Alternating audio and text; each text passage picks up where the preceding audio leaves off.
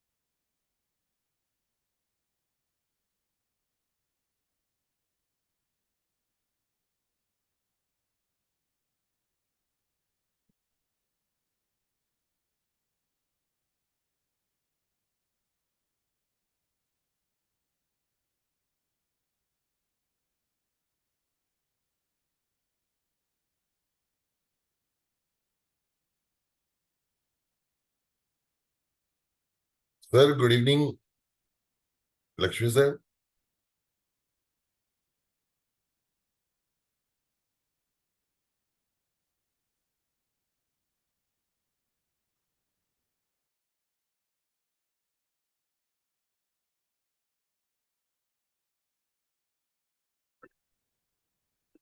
Good evening, sir. Good evening.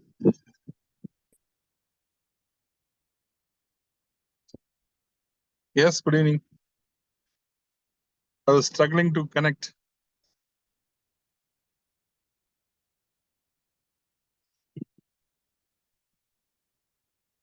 I think the Dr. Sundar has joined. Yes, Sundar sir. sir Yes, is sir. with us. Yes, sir. I think we should go online. Yes, sir. We are live, sir. Yeah, we can. Shall we start? Yes, sir. Just a second.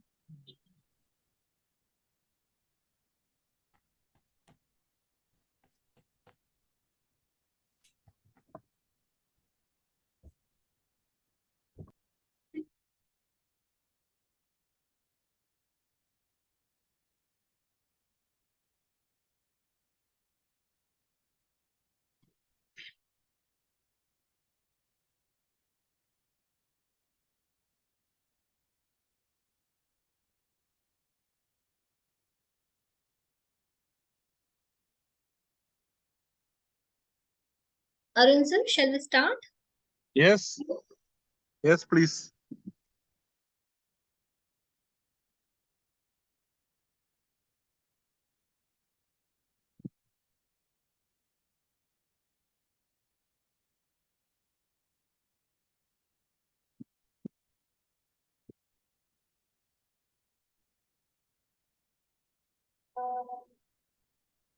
Shweta, can you start my video?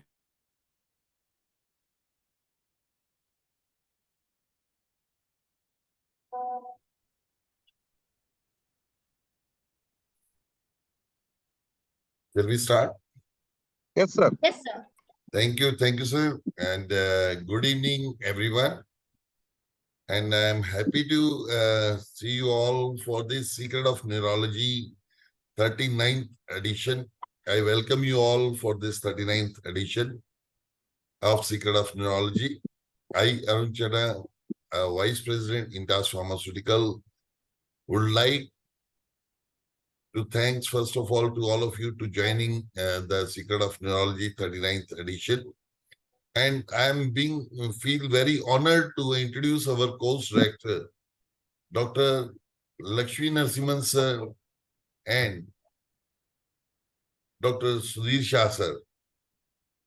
Dr. Sudhir Shah sir, he is a professor and head of department of Srimati NHL MMC and SVPI MSR Ahmedabad and Director of Neurosciences and Sterling Hospital Ahmedabad.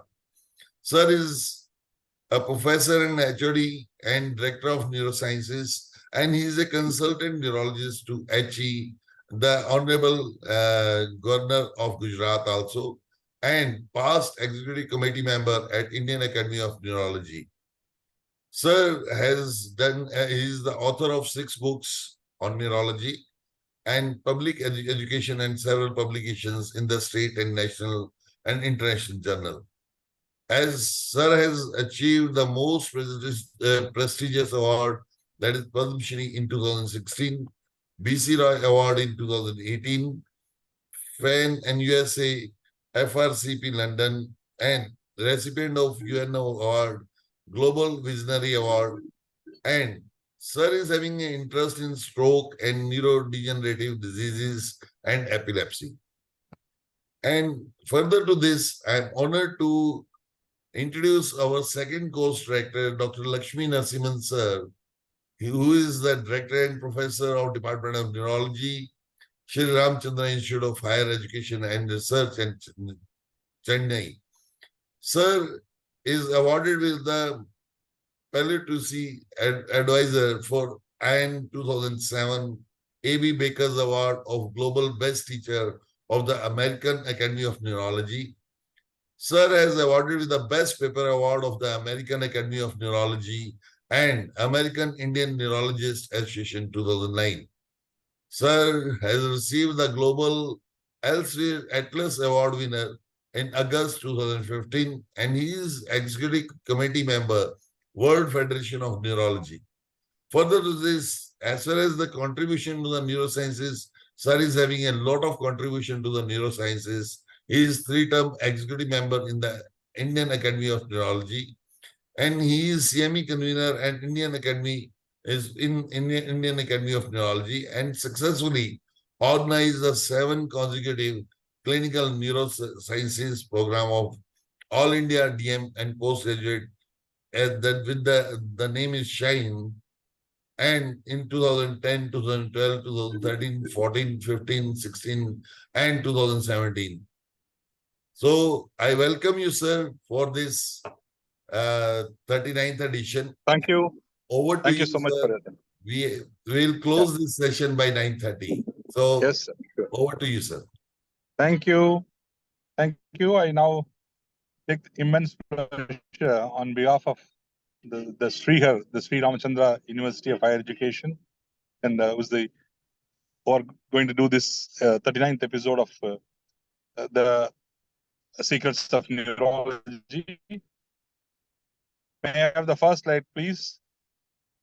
The title is The Triple Enigma We Faced. I want to introduce my colleague and my close friend, Professor Sundar. Can I have the slide, please? Sir, slide is there, sir. Professor Sundar, Department of Neurology, Professor, Ramchandra Institute of Higher Education Research, is a life member of the Indian Academy of Neurology, life member of the Indian Academy of Neurology, and he's the research gate. He's got a lot of publications, and he's a Vidwan C of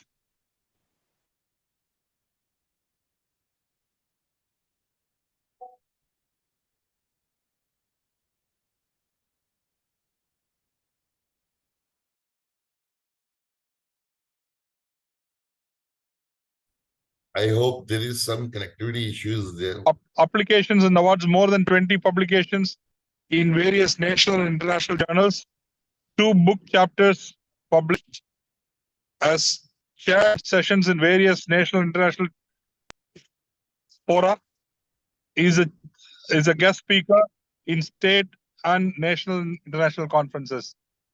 My good friend, Professor Sundar, welcome to you for this episode.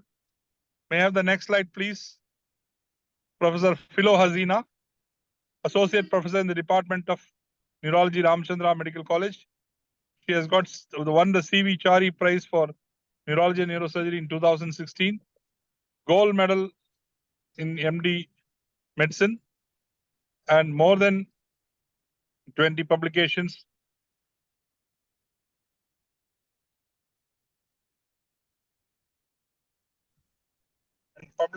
More than 20 publications, various journals in neurology, 2 books, chapters published, guest speaker, and participants in various national and international fora.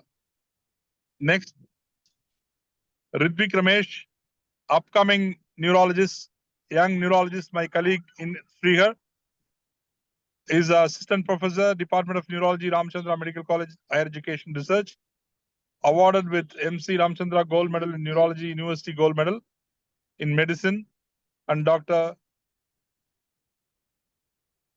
Sudhindranath Gold Medal. His memberships Indian Academy of Neurology, American Academy of Neurology, the European Academy of Neurology. His achievements are his dissertation paper on prevalence of insulin resistance in the treatment naive primary hypertension and clinico-radiological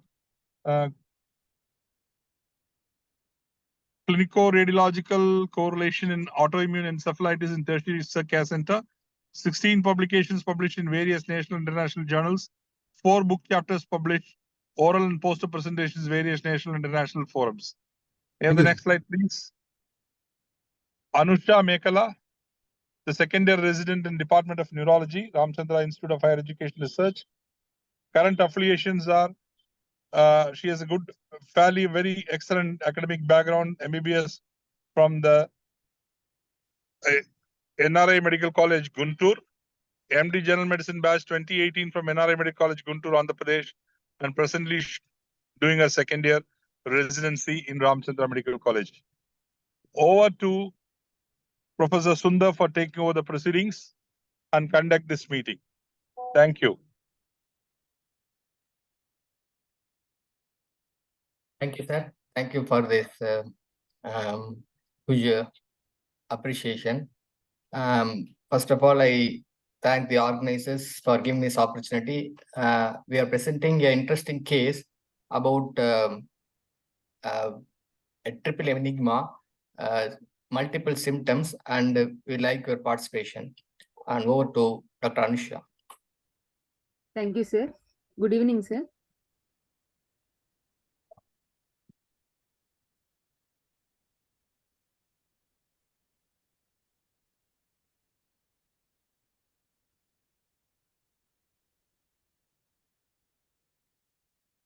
Triple enigma we faced. This is about 71-year-old patient who came with the chief complaints of difficulty in getting up from sitting position for 10 days, unsteadiness while walking for 10 days, and altered mental status for 1 day.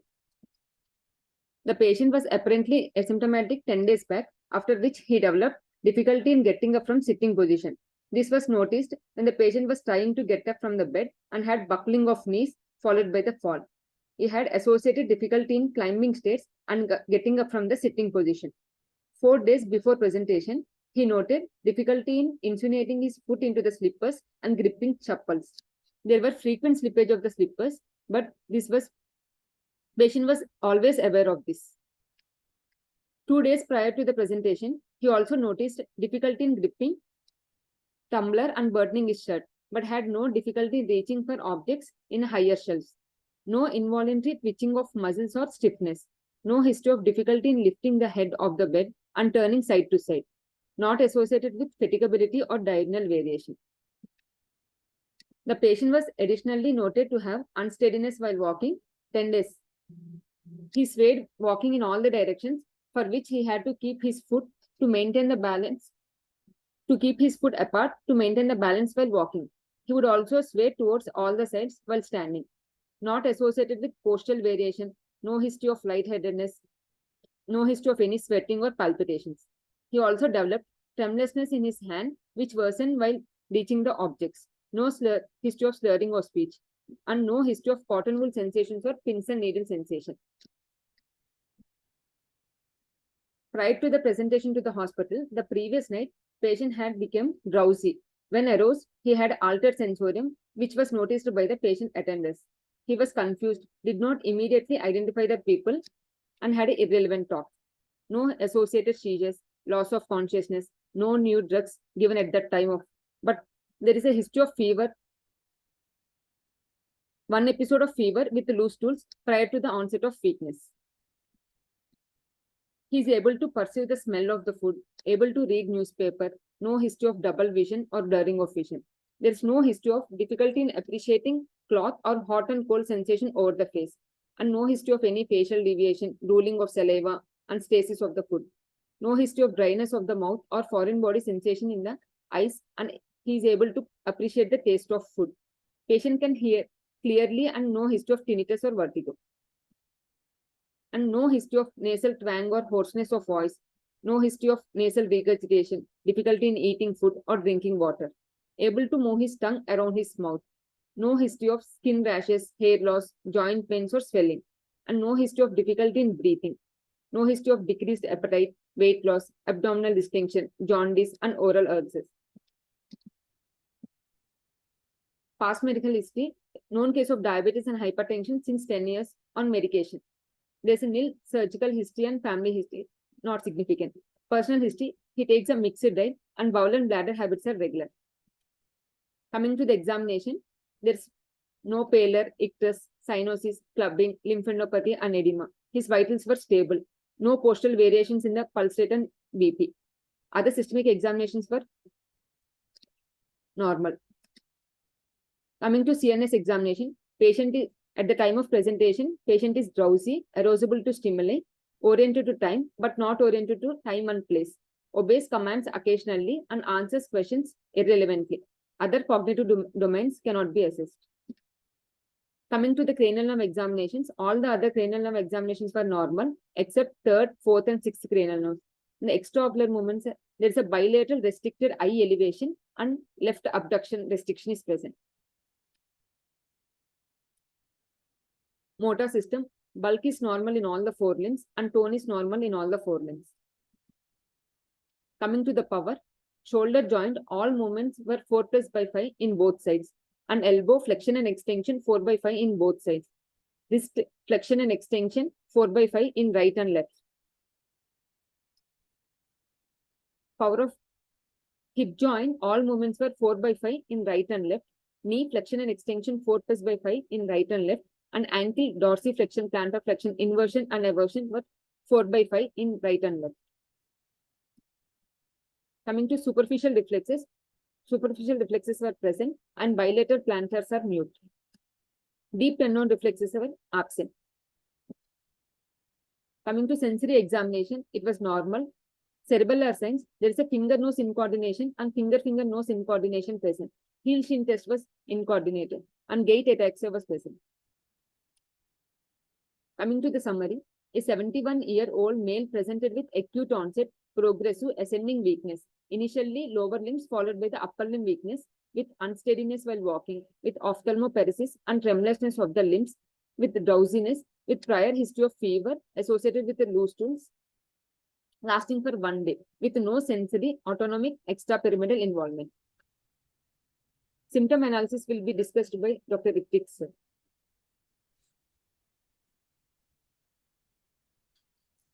Yes, thank you, Anusha. Good evening to all. So, moving on to the case, there were 4 main symptoms. Next slide, Anusha. There were 4 main symptoms or findings in this case, and we had localized as to where the lesion is with points for and against each area. The weakness started with proximal lower limb and then progressed over the next 10 days to involve the distal lower limb and then the distal upper limb. It was undifferentiated in history, but the reflexes were absent when we examined the patient, making the site of lesion likely to be, considering the distribution and the examination findings, radicular neuropathy in this case. Now, the ataxia which was present in the absence of sensory findings or vestibular symptoms and with the presence of intention tremors and upper limb dysmetria was likely due to a lesion in the cerebellum or its connections. However, the patient notably did not have dysarthria or any eye signs. Now, the ophthalmoplegia, which was characterized by elevation restriction and abduction restriction, it was not maneuverable, making its localization likely element nuclear or infranuclear. And the altered and the altered mental status, which is predominantly arousal related, could have multiple localization. Next, Anusha. So these were the possible sites of a lesion which we had localized. Now, to put everything into another perspective, some of the symptoms, next Anusha, were more likely peripheral in origin, whereas some of the symptoms were likely to be central in origin. As in, the weakness was more likely peripheral, the ataxia more central than peripheral here, the ophthalmoplegia more peripheral than central, whereas the altered mental status could be more likely, is more likely central. Next. Now, coming to what is the lesion, with the antecedent illness of 10 days prior to the onset of symptoms, immune-mediated seems most likely, also fitting in with the time course and the occurrence of central and peripheral dysfunction simultaneously. Thiamine deficiency or nutritional can also cause these symptoms. A GBS-like picture has been described previously. Infectious toxin and drugs also have to be considered, keeping in mind the time course of progression, but the patient did not have any exposure to new drugs or any toxins in history. These symptoms can all happen with vascular lesions too, but that in this patient is very less likely considering the progressive and symmetrical nature of symptoms. So based on this, we considered these following etiological differentials. Next, Anush. Our first etiological differential was GQ1 syndromes, which include the Bickerstaff, Miller, and their overlaps. And we closely considered nutritional thiamine deficiency. Other immune dysfunction was also considered, which cause combined central and peripheral dysfunction, like maybe a paraneoplastic, Sjogren, sarcoid, or maybe even MOG. And infectious is also kept in mind. Next, Anush. So the patient was evaluated and his overall labs, including the complete blood picture, the renal function and electrolytes, liver function, fasting lipid profile, and thyroid function tests were all normal. Viral markers were negative. His ANA and his ANA panel were negative, including the ACE. Next. Brain imaging showed mild T2 hyperintensity in bilateral middle cerebellar peduncle. But apart from that, the MRI everywhere, the LS spine with whole spine screening with contrast showed no obvious enhancement or no cord compression. So the NCS done subsequently showed prolonged F wave latencies in bilateral lower limbs with absent sensory response, but the upper limb NCS was normal.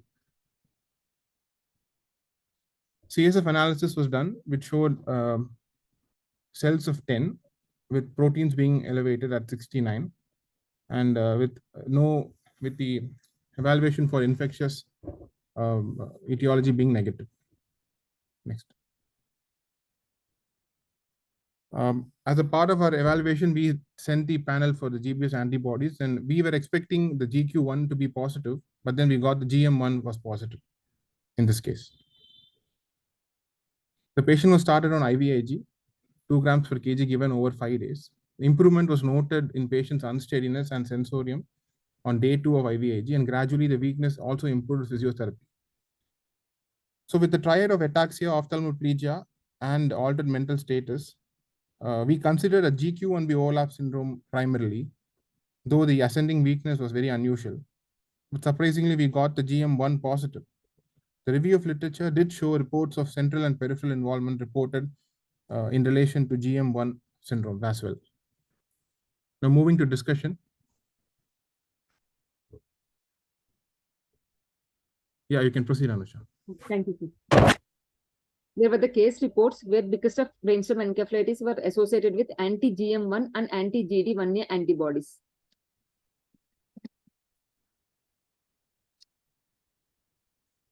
Bickerstaff brainstem encephalitis is a Guillain-Barré spectrum disorder characterized by the triad of ophthalmoplegia, ataxia, and depressed consciousness. It is typically associated with anti-GQ1B antibodies in 2/3 of the patients, but also can be associated with GM1 antibodies in 10% of the patients and anti-GD1A antibodies in 13% of the patients. The pathophysiology of Bickerstaff encephalitis is discordant to the other GBA spectrum disorders, exhibiting a CNS predilection reflected in long track signs, brainstem involvement, and depressed consciousness. The diagnostic criteria include progressive external ophthalmoplegia and ataxia by 4 weeks and disturbance of consciousness or hyperreflexia. Exclusion of the following: vascular disease of the brainstem, Wernicke's encephalopathy, botulism, myasthenia gravis, brainstem tumor, pituitary apoplexy, acute disseminated encephalomyelitis, multiple sclerosis, neurobesset syndrome, vasculitis, and lymphoma. CNS infiltration may occur through targeted permeability generated by inflammation of the blood-brain barrier selectively identified around the area prostrema. This would allow the large molecules to pass, including anti-ganglioside antibodies, translating to the pathology in the ascending reticular activating system and brainstem. Other rare manifestations include pseudobulbar effect, optic neuropathy, facial weakness, and bulbar palsy. Coming to the approach of brainstem encephalitis, if there are clinical features suggesting of like fever, cranial neuropathies, long track signs, and cerebellar dysfunction or radiological appearance, first we should rule out infection causes versus non-infectious causes. In infectious causes, we should check related to bacterial, viral, fungal. In bacterial, listeria, TB, and Lyme's disease. In viral, HSV, Epstein-Barr virus, cytomegalovirus, enterovirus, and flavivirus. In non-infectious causes, there can be immune-mediated, neuroinflammatory causes like neurobesset syndrome, NMO spectrum disorders, SLE, Sjogren's, and para-infectious diseases like brainstem encephalitis, acute disseminated encephalomyelitis. Antibody-mediated diseases like NMDA, glycine receptor antibodies, Iglon-5, anti-HU, anti-RE, anti-MA antibodies. Conclusion will be discussed by Dr. Sundar sir. Before the conclusion, there was a question from Dr. Deependra Singh.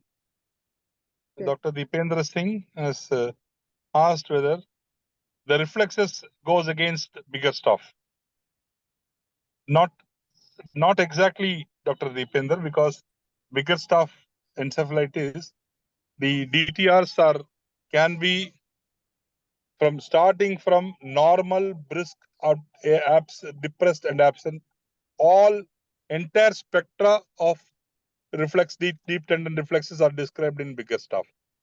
So it does not necessarily the reflexes can range from anything, but unlike in Miller-Fisher where areflexia is the rule, in Bickerstaff it is not necessarily the reflexes.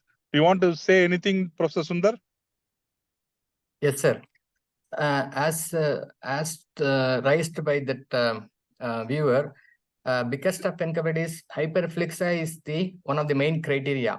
But in our case, we feel not only central demyelination, but also this patient also has peripheral demyelination as evidenced by the nerve conduction study.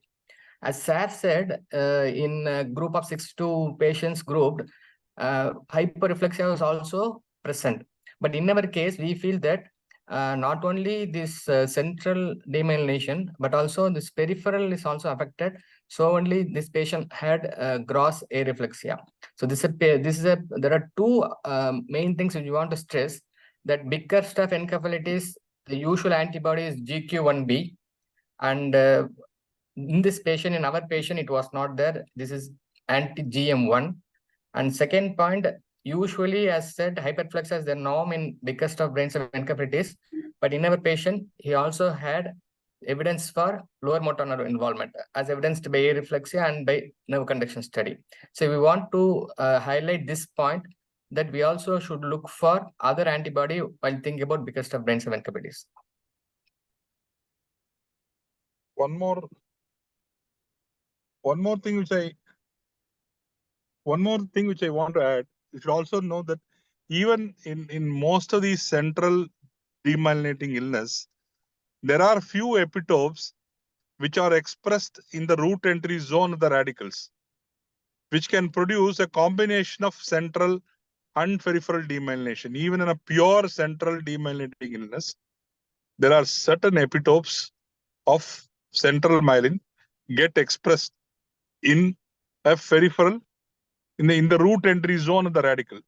So sometimes in areas where the DTR is, the deep tendon reflexes are difficult to explain, the hypothesis is the sharing of a few epitopes in the root entry zone of the roots, which are the cause of, and in addition to a peripheral demyelination illness, because these epitopes, they get expressed both central and peripheral. Is there any other one more, any other chat? I'll just check the.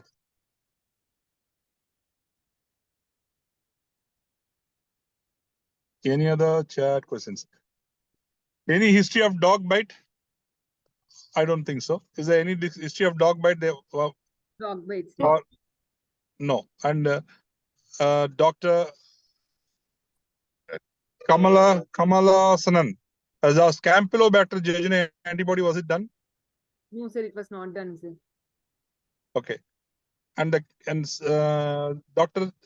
Joy B. Chowdhury has asked, it can be bridged due to anti-GM1 mediated blockage of spinal inhibitory interneurons, as in case of Aman.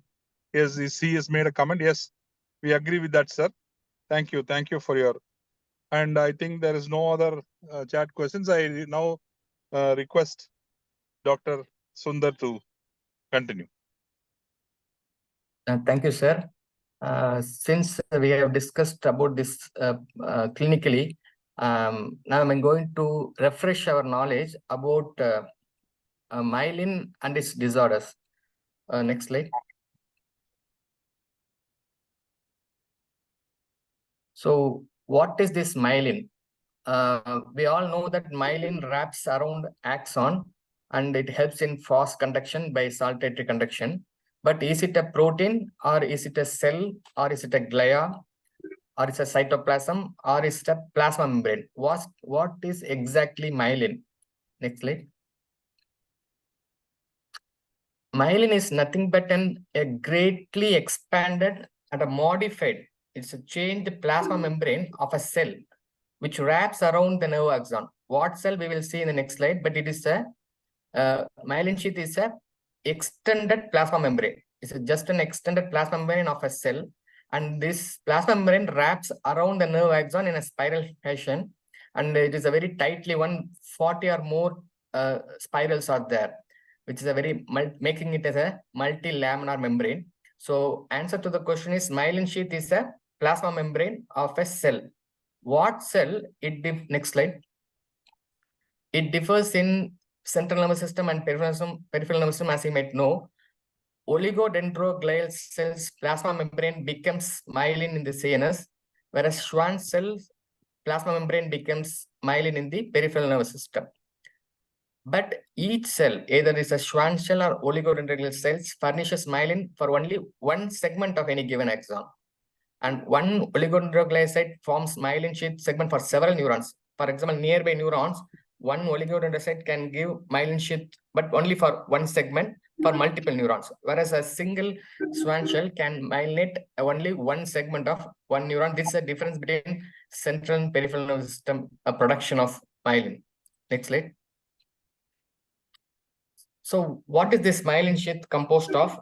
As in any biotissue, water content is there 40%. If you take out that water, remaining dry mass, 70 to 80% is lipid, whereas 20 to 30% is protein. Usually in all biotissues, protein ratio to lipid is usually proteins are higher than lipid, but not so in myelin. And this is achieved by as I said, it is nothing but plasma membrane. So the multilaminar myelin is formed by excluding the cytoplasm and apposition of the bilayer, cementing it with the help of myelin basic protein and proteolipid protein.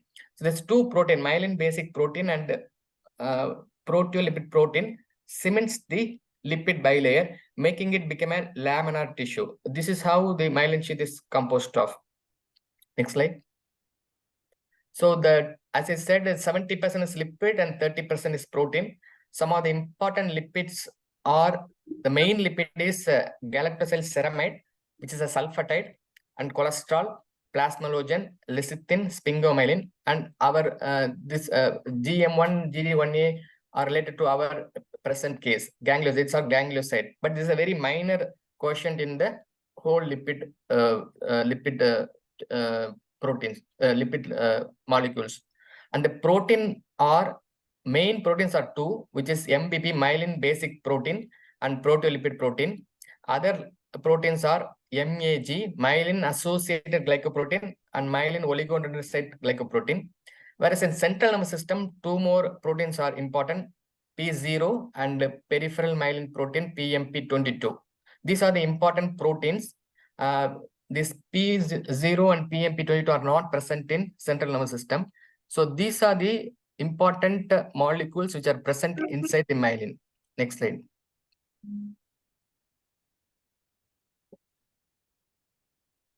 So how to classify these myelin disorders? One type of classification is it is classified as demyelination, dysmyelination, hypomyelination, and delayed myelination. Demyelination is destruction of normally formed myelin. Already myelin is formed normally and it is getting destroyed by infective process or autoimmune process. And the prototype is multiple sclerosis. Dysmyelinating disorders, here the myelin formed is very abnormal because of a lot of conditions, and the leukodystrophies like RAPS, metachromatic comes under this type. And in this disorder, the myelin is abnormal. Whereas in demyelination, the myelin is normal and it's getting destroyed. In hypomyelination, very too little myelin is formed, but that is permanent. Example is Pelizaeus-Merzbacher disease. And in delayed myelination, the process of myelination is retarded, but it is progressing. It is not permanent. That means usually like motor milestone, they're also called myelin milestones. For example, myelin starts from the 5th month of gestation to up to 2nd year. And some of the regions in brain called transitional zones get myelin even about 3rd to 4th decade. And when these get delayed, it's called as delayed myelination. And these are the 4 types. So demyelination is only destruction of normally formed myelin. Dysmyelination is abnormal myelin formation. Hypomyelination is too little myelin formed but permanent. Whereas delayed myelination is the process get delayed. Next slide. But one another classification I have put depending upon this myelin composition, we know that protein P0, PMP, peripheral myelin protein 22 are affected in CMT. Myelin basic protein epitope is affected as we know in multiple sclerosis. Proteolipid protein, these are the 2 main proteins, and this is affected in Pelizaeus-Merzbacher disease causing hypomyelination. And MAG, myelin associated glycoprotein causes MAG neuropathy. Myelin oligonucleotide glycoprotein cause MOG associated disorders. And the lipids, there are a lot of lipids I've taken out the lipids because they are affected in inborn errors of inborn errors of metabolism. I only quoted here the main which is associated with our similar case. GM1 is affected in AMON. GD1A is affected in AMON and AMSON. GT1A is affected in pharyngeal cervical brachial variant of GBS. And GQ1B can be affected in Miller-Fisher variant and BBE, our brainstem because of encephalitis. Next slide. So in our case, or generally in BBE, ataxia, ophthalmoparesis, altered consciousness is the triad. And why we should get ophthalmoparesis? Because as Sept said, this GQ1B is very much concentrated in oculomotor nerves. And ataxia still correct exact cerebellar site is not found out for GQ1B ataxia.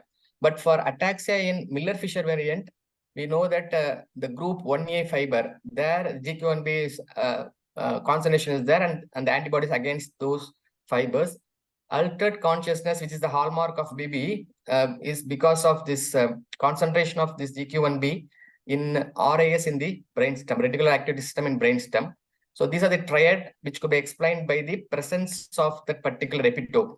So the concentration of different epitopes of this GM1, GD1A, GT1A, GQ1B in different areas of the nervous system decides the clinical features. So we know the clinical features of each diseases like MFS and BBE and AMON, AMSON. but these are based upon this presence of these epitope in different parts of the nervous system and the antibody produced by the exposure to Campylobacter jejuni, and the epitope present in that Campylobacter jejuni produces antibody which against these antibodies. This will decide what symptoms the patient has. Next slide.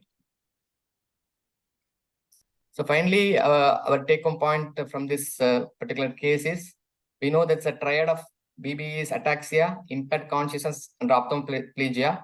Whereas for Miller-Fisher variant, ataxia, ophthalmoplegia, and areflexia.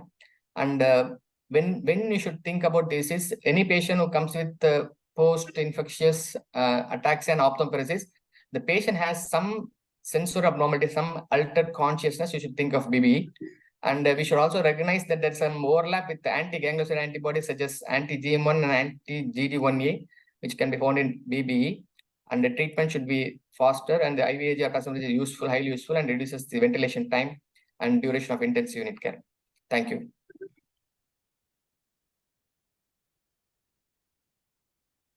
Thank you. Thank you, Professor Sundar. Thank And you, I sir. my sincere thanks for accommodating this in a very short notice, because originally the institute which was supposed to present had some issues, last minute issues, and this was a this task of this particular episode was given to them by just a few days back. So I thank Professor Sundar for his kind gesture to accommodate this, so that the discontinuity should not be there in the neurological secrets, which we have been doing it for the more than 3 years, every last Friday. And more than that, the journey of myelin, which Professor Sundar has enumerated, was excellent, and I am sure that every resident would find it very useful. A very comprehensive review of the myelin structure and the distribution of these lipid bilayer and various antigen distribution. Thank you for a wonderful presentation to Dr. Ridvik, Dr. Anusha. I thank my entire Srihar team for participating in this, and over to Arun Shraddha for further comments. Is there any other? I think most of the chat questions we have answered already. There is nothing. 1 minute, just a couple of minutes. Fantastic presentations. Best wishes from Deependra Singh and Sweet and Lovely. So thank you, Mr. Dr. Deependra, and I think that's it. Over to Dr. Arun Shraddha. Thank you, sir.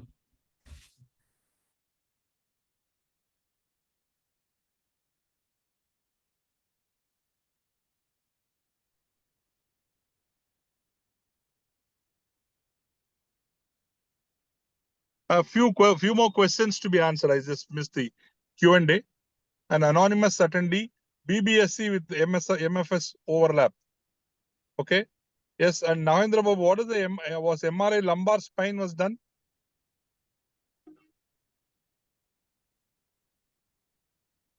Was MRI spine was done, Anusha? Yes, sir. MRI LS spine was done, sir. Lumbar spine was done, sir. Normal? It was normal, sir. Okay. No history of dog bite, which I've already said. Abhilash has asked, any significant middle cerebral artery peduncle hyperintensity? Bilateral MCP hyperintensity, was it seen in the MRI brain? Yes, sir. Was there any significant MCP hyperintensity? Yes, sir. It was seen, sir. In this Yeah, case. I remember the case which I Yes. shown you the MCP Yes. hyperintensity. I remember. Yes, there was a significant MCP bilateral MCP hyperintensity which we noted in this case. And I think that's it. That's all the questions. Yes, over to Dr. Arun Shraddha. Thank you, sir. Thank you very much. And today it's really great day as we are completing the 39th session of the Secret of Neurology. I, Arun Chadha, Vice President, on behalf of Intas Pharmaceutical would like to propose a hearty vote of thanks to all the honorable delegates who blessed us with their presence in the last 39 months. And I would like to thank our honorable course director, Dr. Sudhir Shah sir, and Dr. Lakshmi Narasimhan sir for designing such a fantastic web series on the neurology, which will be very helpful to all the DM and DNB students. And we are very thankful to young neurologist, Dr. Anusha, for case presentation. Further to this, I would like to thank Dr. Ritik Ramesh and Dr. Philo Hazina ma'am for case analysis and differential of the case. And thanks to Dr. Sundar, sir, Professor of Neurology, Shri Ramchandra Institute of Higher Education and Research, Chennai, for sharing their experience in this case and providing the important learning points and proceeding of this unique case.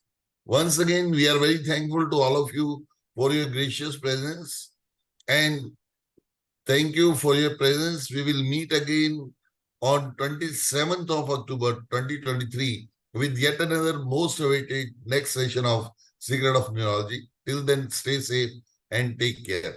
Thank you. Thank you very much. Thank you, sir.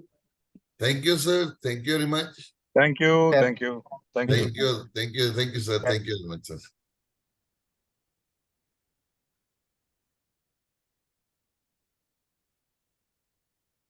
Thank you. Thank you, sir. Thank you so much, sir. Thank you. Thank you. Good night, Thank you. sir. Thank you. Thank you very much, sir. Support. We can close the session now.